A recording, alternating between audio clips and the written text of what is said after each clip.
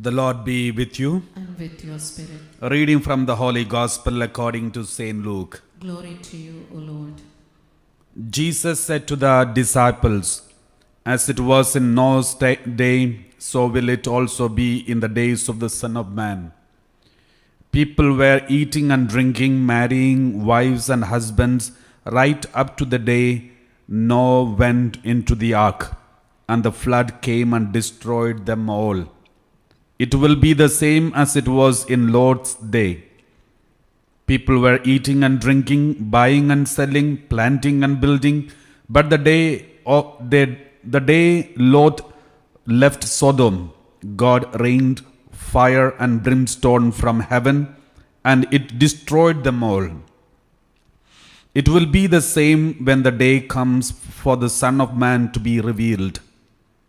When that day comes, anyone on the housetop with his possessions in the house must not come down to collect them, nor must anyone in the fields turn back either.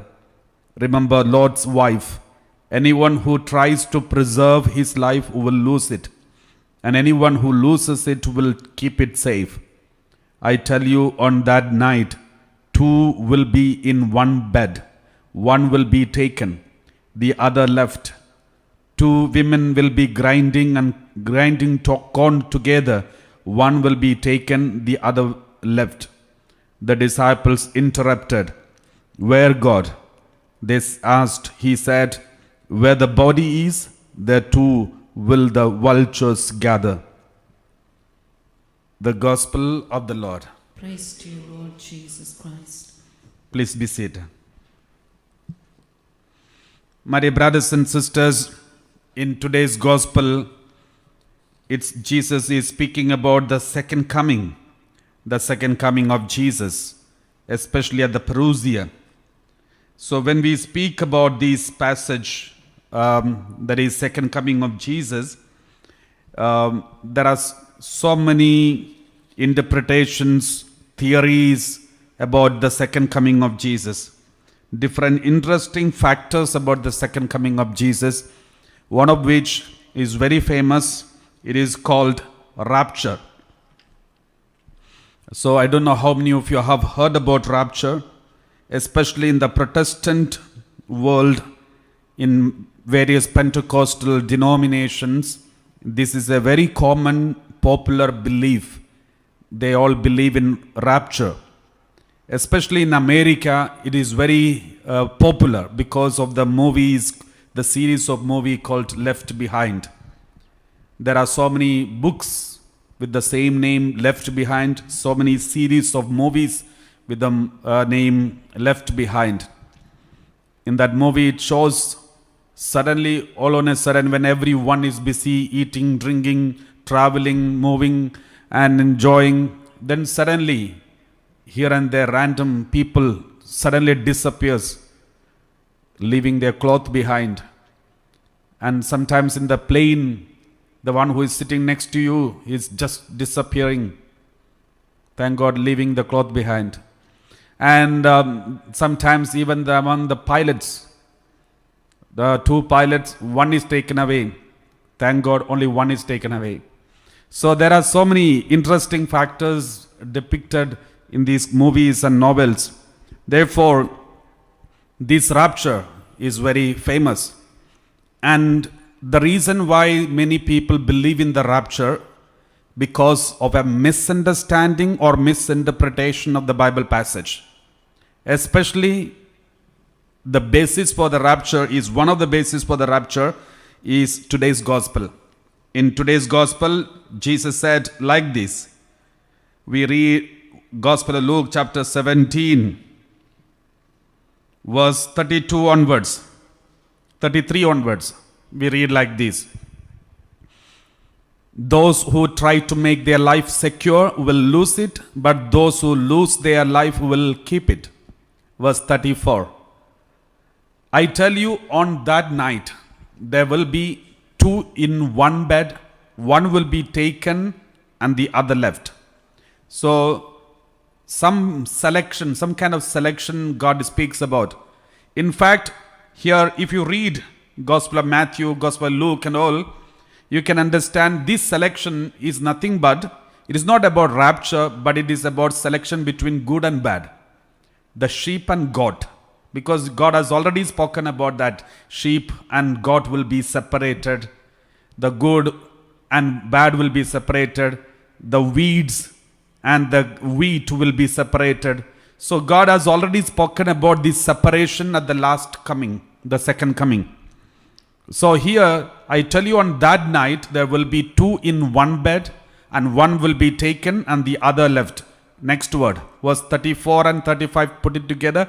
So there will be two women grinding meal together, one will be taken and the other will be left. Why these two parallelism, two connection? One is two people are sleeping, the other one is two people are working. What does it mean? In one part of the earth there will be night, therefore they are sleeping. The other part of the earth there will be daytime, they are working.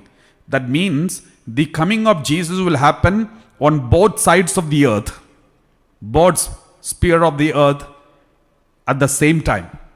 It is not that the first he will come to America, then he will come to Australia. No. God will come simultaneously for the whole world at the same time. Day and night is not a problem for him. In one part of the earth, the daytime, the other part, it will be night. So that is why, one of the reasons why these two sentences are mentioned together. Two will be on bed, sleeping. That means nighttime. The other one, two women will be grinding meal together. One will be taken and the other will be left. So the daytime. So these are one of the reasons. The other one, it is a separation. It's not about rapture, but it's a separation between good and bad. So one person we will be judged on that day. So the last moment when we are very busy with so many things, at an unexpected time, God will come. And our Lord Jesus, Son of Man, will come and he will separate good from the bad. The righteous and good one will be to the right side, and to those who are not righteous and good will be left side. So this separation is given in different way in this Bible passage. But many people speak about rapture not only because of this Bible passage, but also because of another Bible passage, that is 1 Thessalonians chapter 4 verse 13 onwards. 1 Thessalonians chapter 4 verse 13 onwards, we read like this. Now, but we do not want you to be uninformed, brothers and sisters, about those who have died, so that you may not grieve as others do who have no hope. Verse 14.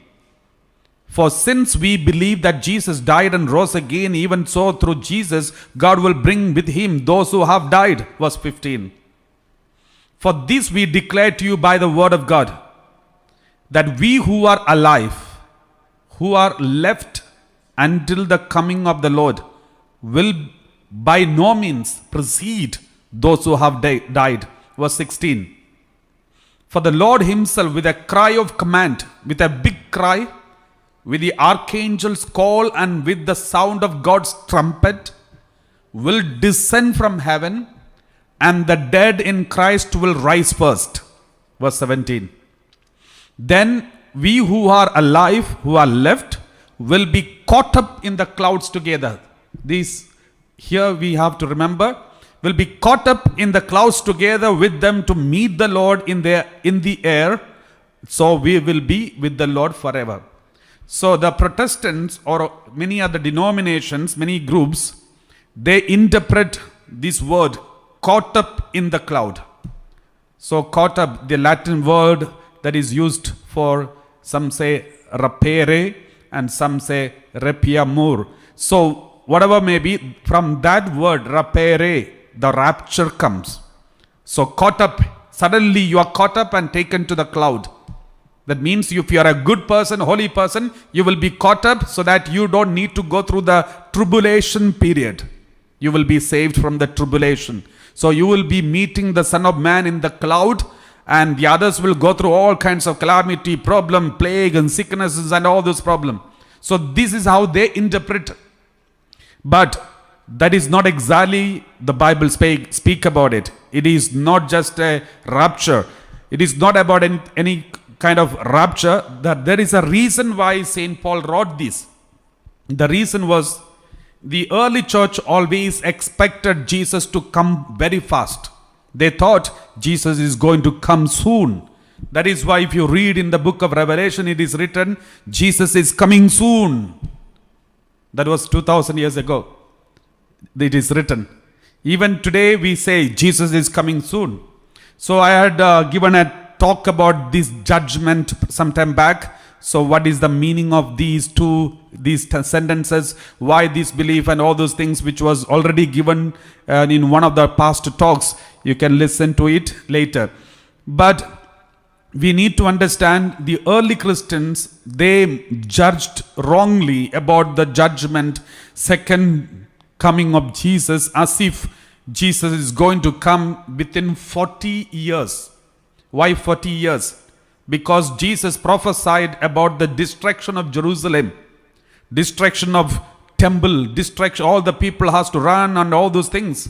Jesus prophesied it about a big attack, some tribulation, some kind of problems, unexpected things is going to happen. From all the corners, enemies will come and surround. All these written there in the Bible, which Jesus prophesied in AD 30. And therefore, all the Christians, they expected a kind of tribulation, a second coming of Jesus within no time. And then they expected it. And also said, Jesus also said, when you see some symptoms, some signs, then suddenly you have to run to Judea and then escape. Otherwise, you all will perish. So this is what we read, about the there are so many interpretations about the rapture and all those things, which one day we will explain again about this revelation and the rapture in a detailed way. But just for your understanding, the Bible speaks about very clearly about those days there will be problem, there will be fire coming down from heaven, and all these things Jesus mentioned. And Jesus said it is going to happen soon. So they knew after the death of Jesus, Jesus is going to come soon. There will be some symptoms. One of the signs will be this. The holy place will be desecrated. When you see the desecration taking place in the holy place, remember the time has come. That is why many people in the recent days, because of the Pachamama, whatever that has happened in Vatican, people said this is exactly what happened. There are some connections there people were talking about. But when Jesus spoke these 2000 years ago, there was another meaning. The meaning was this: when before the tribulation come, these symptoms will be there, these signs will be there. What is that? And desecration will be found on the main place, the holy place. So after the death of Jesus, within 40 years, after 40 years of Jesus' death, and AD 70, Jesus died around AD 30, and AD 70, after 40 years of the death of Jesus, Romans came and surrounded Jerusalem city, and they sent fire. And with the arrow, they gave fire and sent on the temple. They could see fire coming down from heaven. But before this siege of Jerusalem, what the Romans did is, first some people came inside the Jerusalem city and they entered into the holy place of the Jerusalem temple, and they kept the Roman symbol on the holy place. The Roman symbol, they kept it on the holy place. According to Jewish understanding, is a desecration. The moment the Christians in Jerusalem, the moment they saw this desecration taking place in the temple, all the Christians warned themselves and said, the time has come, escape. And all of them, all the Christians escaped to Judea and other towns, because Jesus had already prophesied it. And then the Jewish people did not know what was going to come, what is going to happen. Therefore, they waited. Then soon the Roman armies came and surrounded Jerusalem city, and then they put fire into it. Thousands of Jewish people were killed. Even the priest of Jerusalem temple were killed. Thousands. The whole temple was burnt into ashes, and the whole families, everything was destroyed. And the history says, even in the secular historian Eusebius, Josephus Eusebius, he also has written, not even one Christian was killed on that day. Not even one Christian was killed during this siege of Jerusalem. The reason, they say, the Christians knew it already. Why? How? Because Jesus had already prophesied it 40 years ago. So they connected the second coming of Jesus with this prophecy. So there was one mistake that is happening today. We are connecting this prophecy of Jesus and second coming of Jesus together. That is a misinterpretation of the Bible, but at the same time, it is true that Jesus is going to come. The second coming of Jesus. There is also a possibility that there are similar incidents are going to take place.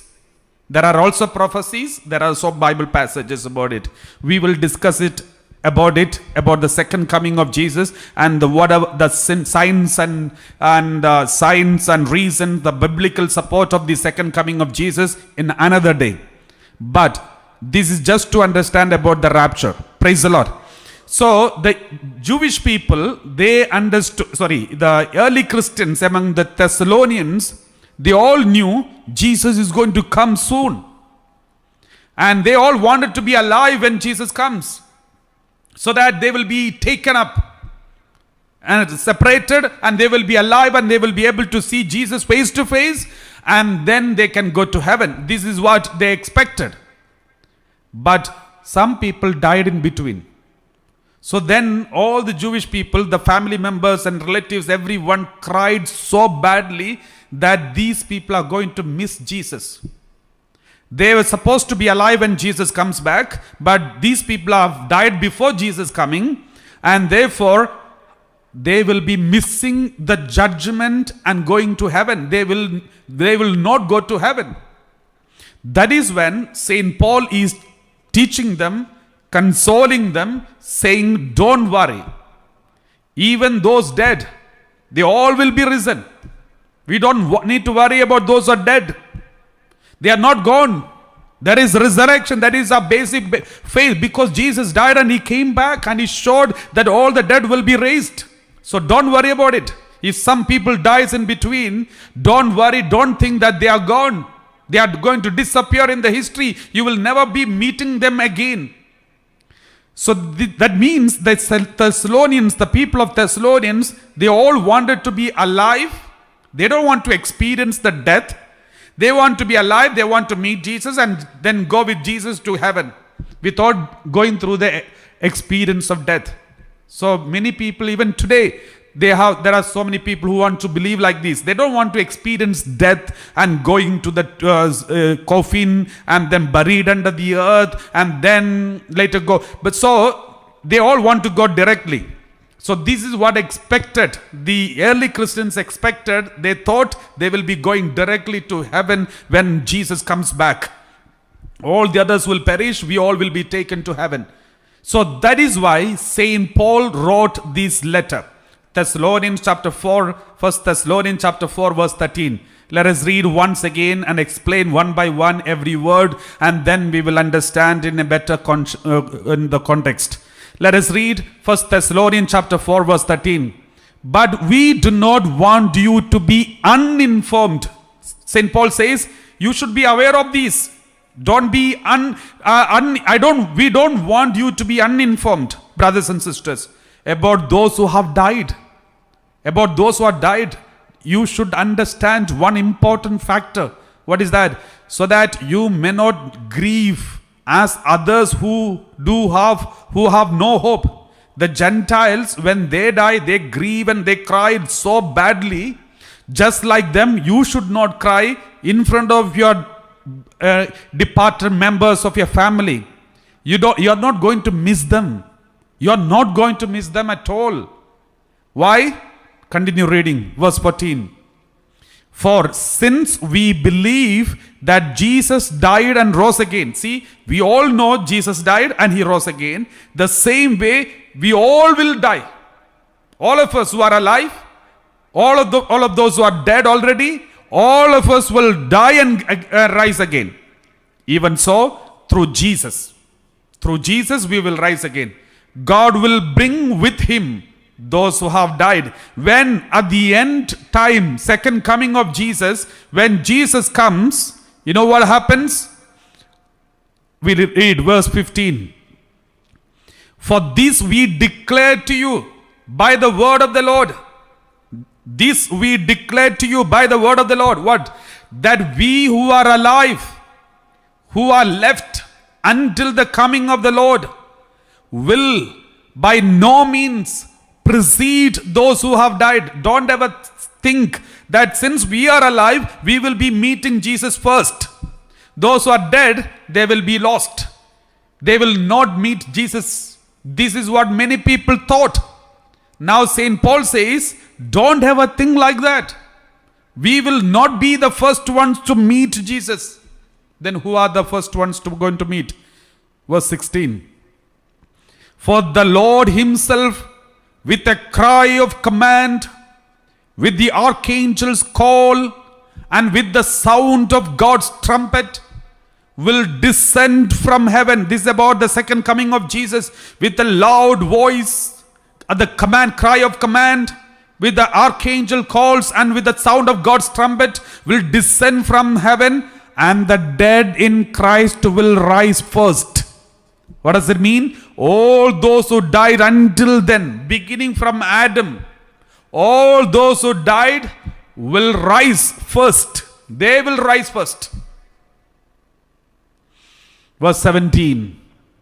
Then we who are alive, who are left, will be caught up in the clouds together with them to meet the Lord in the air, and so we will be with the Lord forever. That means all those who died from Adam till now, they all will be raised first, and then along with these people, we will also join and will meet the heavenly our Lord Jesus who comes in the clouds. So that's all the meaning. There is no rapture, the so-called rapture mentioned here in this Bible.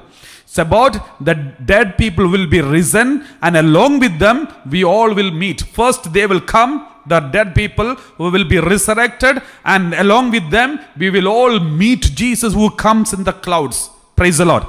Hallelujah. Thank you, Jesus. Praise you, Jesus. Hallelujah.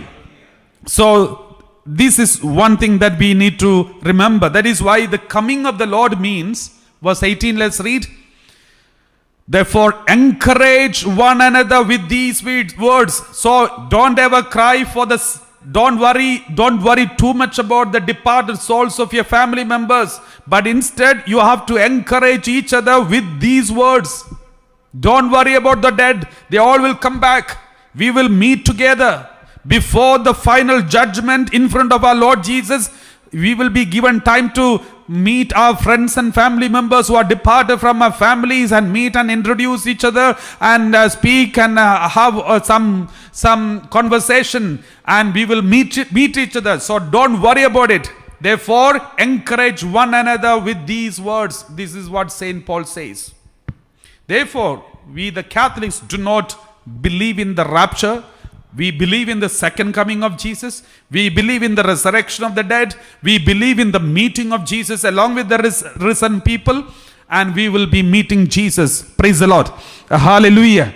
So this is one thing that we all need to remember. Let's read from the first Gospel of Luke chapter 18, verse 26 onwards.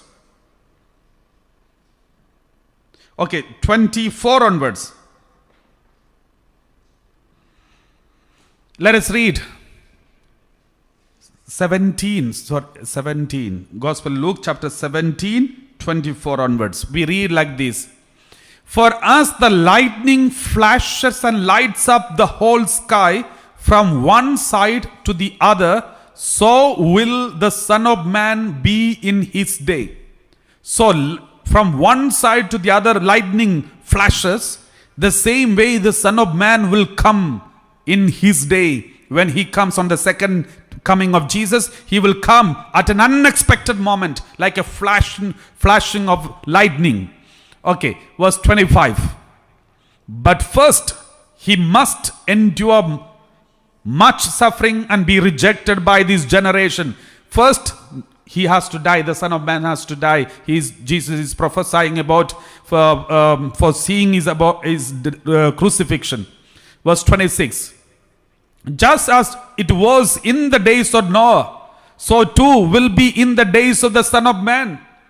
So what happened during the time of Noah? Noah's time, nobody knew that there is going to be a flood.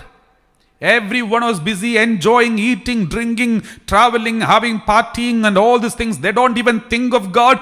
They are not worried about God. They don't even go to church or not praying, not sacrifice, nothing except Noah and family. All the others were enjoying. They were not spiritual. They were fully worldly except one family. That is Noah's family. Just as it was in the days of Noah, so too will be in the days of the Son of Man. That means when the second coming of Jesus will happen, the same situation will be there. What does it mean? The whole world will be busy eating, drinking, selling, buying, marrying, and all the enjoyment, entertainment. Nobody will be interested about God. No one will be thinking about God. No one will be believing in God. Everyone will be forgetting about God. All these things will happen. Only a remnant of Israel, only a remnant, a small number of people will be there holding on to Jesus, believing in Jesus, and waiting for the second coming of Jesus. Just like what happened to the time of flood and Noah, the same thing is going to happen at the second coming of Jesus. This is already prophesied by Jesus. My dear brothers and sisters, if you look around in this world, you can see the more the world is increasing, the less the faith in God.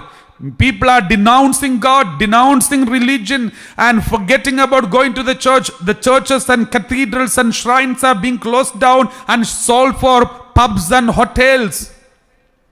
People are abandoning God. Youth and youngsters are not believing in God. Atheism is increasing. This is already prophesied. Jesus knew it already. Bible already prophesied it. This is going to happen. This is already happening. 27. Just as, they were eating, drinking, marrying, being given in marriage until the day Noah entered the ark and the flood came and destroyed all of them. They were busy with their business. But only Noah was building up the temple, building up the ark. The ark is the symbol of the church. In the church, all varieties of the nationalities, races, and everyone, the same way, ark is the symbol of the church. And Noah was busy building up the ark when the whole world was enjoying. So, in the days of coming of Jesus, second coming of Jesus, we should be busy building up of the church. And we will be said, all those who work for the church, all those who work for the building of the church means the church is the mystical body of Christ. All those who work towards the building of church, all the charism, gifts and of the Holy Spirit which God has given you, it is for the building up of the church, not for your personal building of your business. So it is building up of the church. So all those who are busy building up of the church will be saved. Praise the Lord. So this is what about the Noah. Let's continue verse 28. Likewise, just as it was in the days of Lot. You know what happened to Lot? Lot is the half brother of Abraham, and he was in Sodom and Gomorrah. Sodom and Gomorrah was the place where all kinds of evil practices were taking place. Homosexual unions, sexual perversions, living together without any sacrament, and all kinds of sinful habits. And it was taking place in Sodom and Gomorrah. They were eating, drinking, buying, selling, planting, building. But only one family, Lot and family, welcomed the angels of God in their family. Only one family were thinking of God. Only one family, 8 of them, 8 family members, only 8 of them. They were thinking of God, welcoming God. They were talking to the angels of God, and they were interceding for the whole country. Only one family. And all the others were busy with all their worldly life. Then what happened? Verse 20, but on the day that Lot left Sodom, it rained fire and sulfur from heaven and destroyed all of them, except this family. My dear brothers and sisters, even today, if you go to this place, you will see the whole land full of sulfur. So, all those who visited Holy Land, if you go to the Sodom and Gomorrah, if you just go around, you can collect sulfur everywhere. The whole land is full of sulfur. And also big stones of salt. And one of which is called the wife of Lot.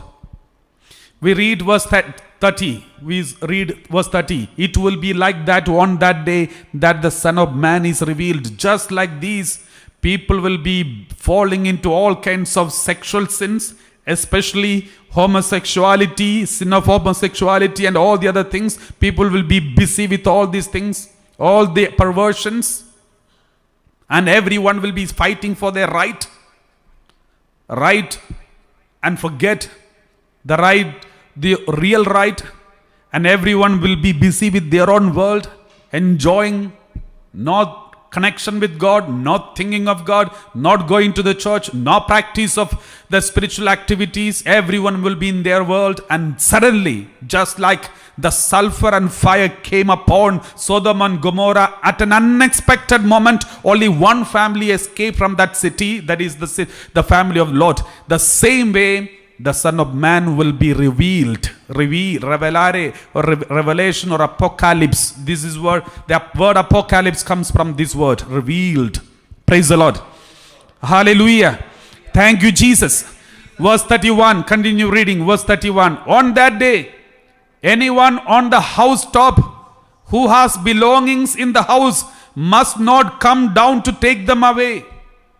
And likewise, anyone in the field must not turn back. What does it mean?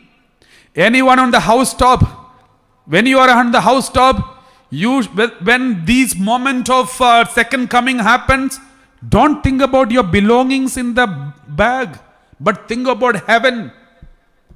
Those who are in the field, when Jesus coming, don't think about what is left in your home, but think about Jesus.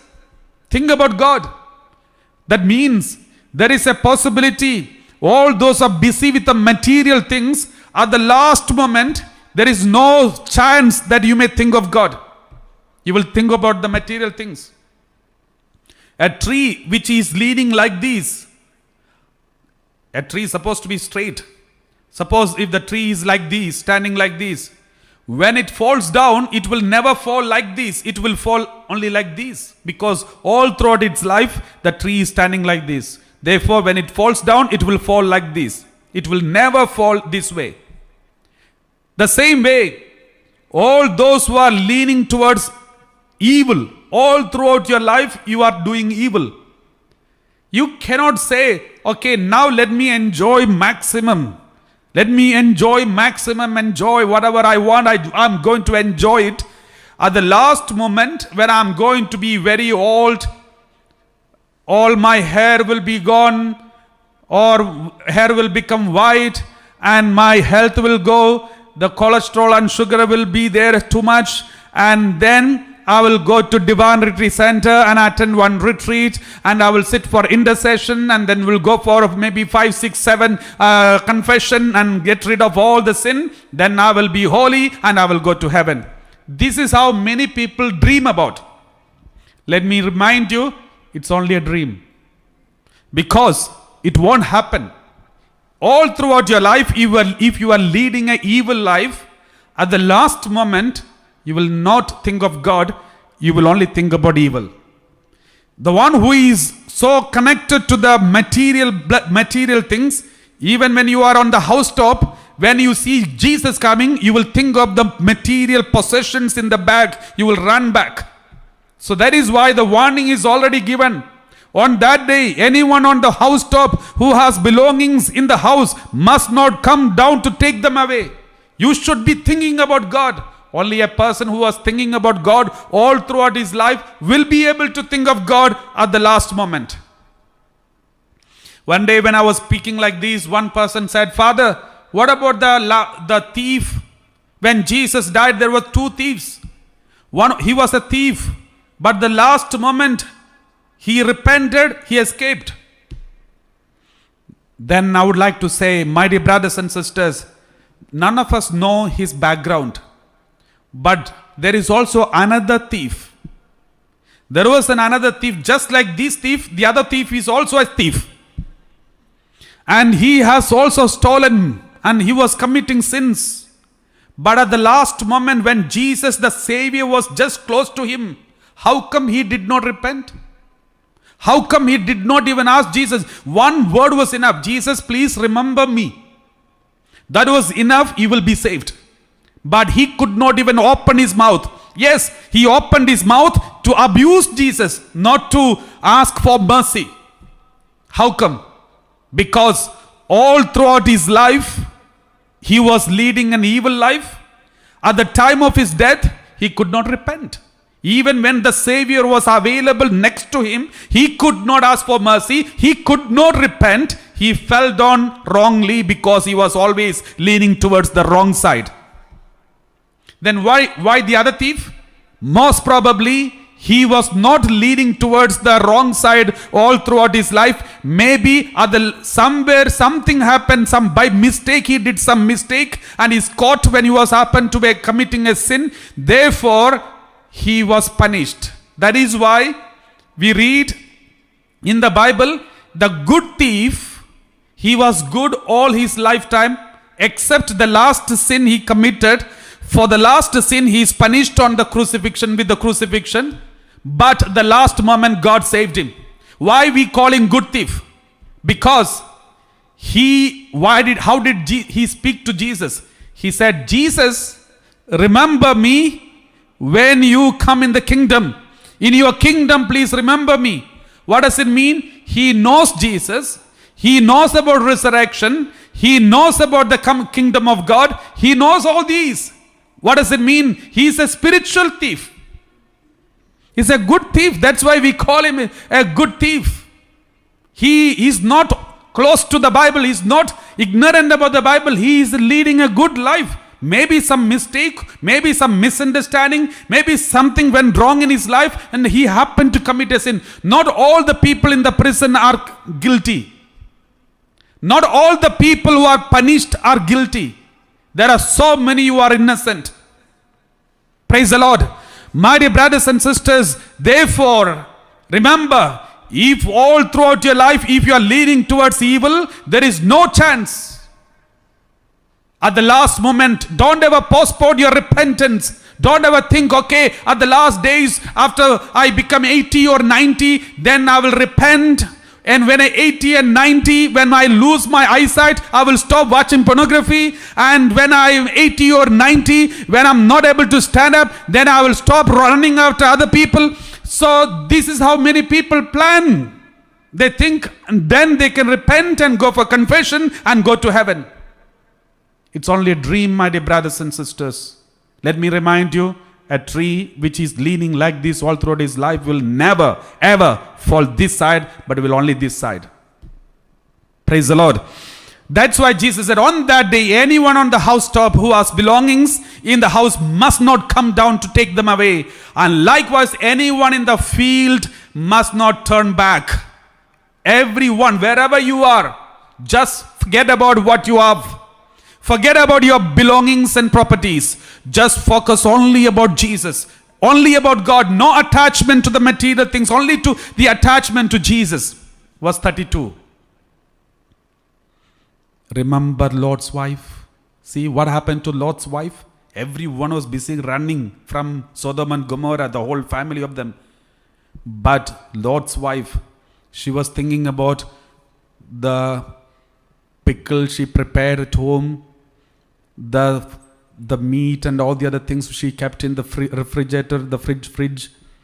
and all the cleaning which was pending, the clothes which is supposed to be put in the washing machine.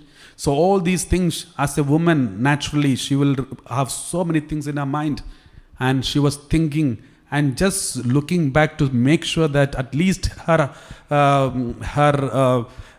TV or maybe the something is left behind. She was just looking back to see, out of curiosity, is there anything left behind so that I can go and pick it up. So this is what she thought. She was just looking back, and suddenly she became a salt pillar. So my dear brothers and sisters, if anyone is interested too much in about salt, then you can look back.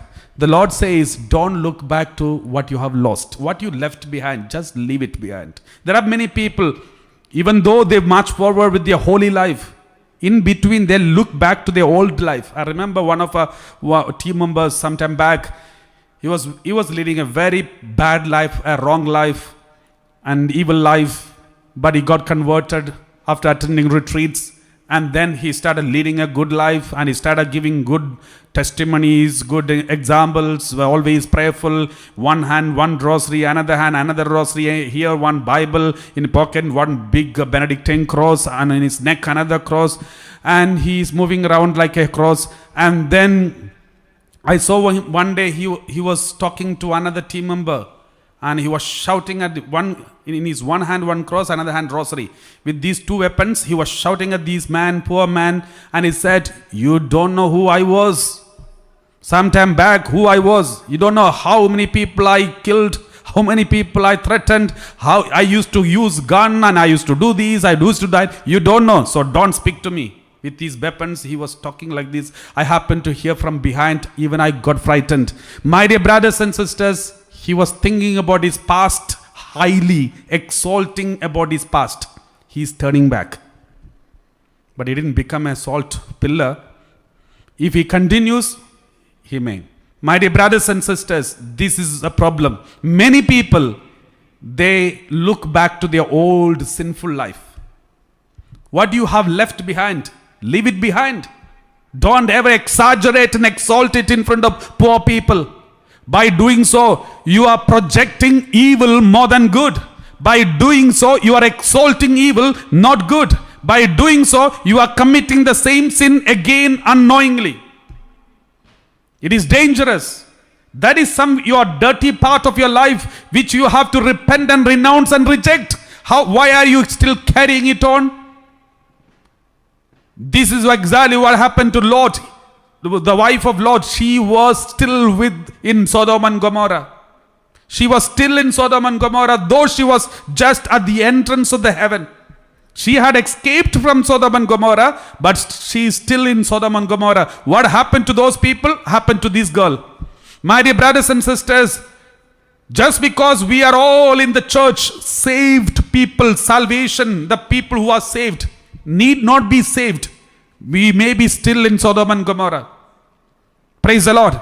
If anyone may be outwardly putting a cassock, preaching with all these vestments, and inside enjoying the past sins, speaking highly about all these evil things, and remembering it and enjoying it, rejuvenating it, then remember, that's a clear sign I'm committing the same old sin again in my mind. That means the sin will become fresh again and again. The sin committed in the past will be repeated. Therefore, all the dirty sins, all the sins which we committed in the past, just leave behind. It's left behind. Don't turn back. So remember. What is the word remember? The original meaning, Greek meaning of the word remember means learn a lesson from. Remember means learn a lesson. Learn a lesson from Lot's wife. Praise the Lord. Learn a lesson from Lot's wife. Don't turn back. Don't look back to your old self. Continue reading verse 33. Those who try to make their life secure will lose it. But those who lose their life will keep it. So don't worry about what will happen to me tomorrow. What will happen to me if everyone goes away? What will happen to me? What is my status? Where is my security? And so if this president goes, if prime minister goes, what will happen when President Trump is gone and Joe Biden's come, and many people are worried, oh, what will happen to the abortions and all those things? What will be the state of America? All the immigrants will come and slowly conquer. My dear brothers and sisters, God is in charge. Believe in God. Not just believing in Trump, believing in God. That is more important. God can create many good presidents and good prime ministers, good leaders. Who knows? Tomorrow we all will start appreciating the present presidents and prime ministers. God can change anyone, anytime. So believing in God is more important than believing in mere mortal human beings. Thinking that only they can save America, only they can save United Kingdom, only they can save India or any country. That is a wrong notion. Just believing in God, that is more important. Focus on there, not focus on but what is left behind. Don't focus on what is left in the room. Praise the Lord. Hallelujah. Thank you, Jesus. Let's all, my dear, continue reading verse 34. I tell you, on that night there will be two in one bed, one will be taken and the other will be left. So this is what I already explained. So my dear brothers and sisters, this is all about the rapture. This all the so-called rapture. We don't believe in the rapture. We believe in the resurrection of the dead. We believe in the second coming of Jesus. We believe all the dead today, all the dead so far will be risen on that day. Even if we die, don't worry. We will be risen and we will be meeting Jesus first, because we died first. So let's all wait for that second coming of Jesus and meet Jesus face to face.